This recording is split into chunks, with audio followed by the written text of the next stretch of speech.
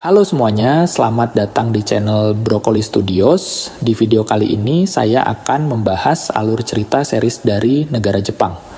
Episode 3 dan 4 yang belum nonton episode sebelumnya bisa cek di playlist terlebih dahulu. Di awal film kita diperkenalkan dengan seorang wanita bernama Sumire. Ia merupakan seorang pegawai kantor biasa.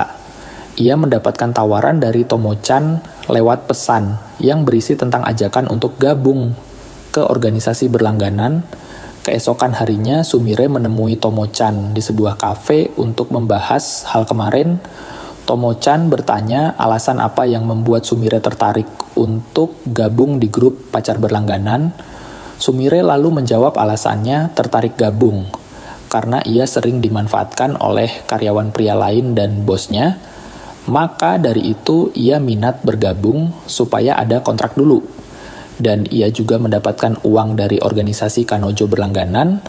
Akhirnya Sumire gabung ke grup milik Tomo-chan. Malam harinya Sumire bertemu dengan Kosuke di sebuah kafe.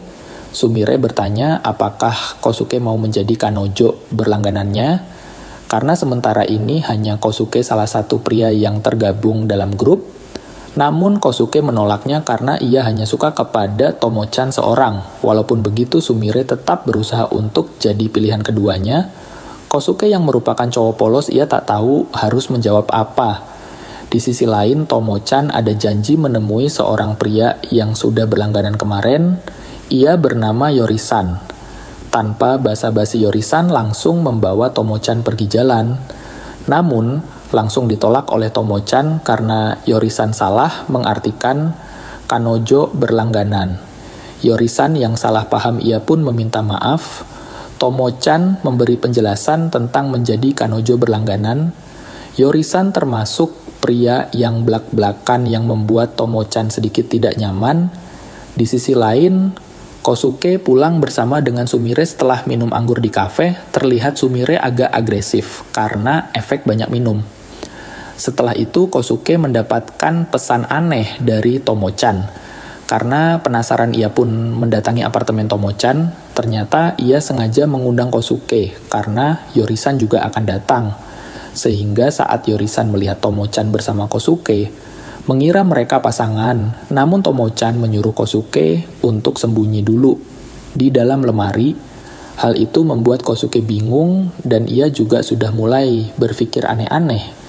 Kosuke mencoba menenangkan diri hal apa yang harus ia lakukan. Di dalam pikiran ia membayangkan jawaban yang harus ia lakukan. Akhirnya Kosuke mengeluarkan suara seperti hantu yang membuat Yori-san ketakutan. Apalagi Tomo-chan mengatakan, kalau apartemen ini dulunya pernah ada kejadian horor. Mendengar itu Yori-san pergi karena ia penakut. Tomo-chan lalu membuka lemari itu untuk mengatakan ke Kosuke.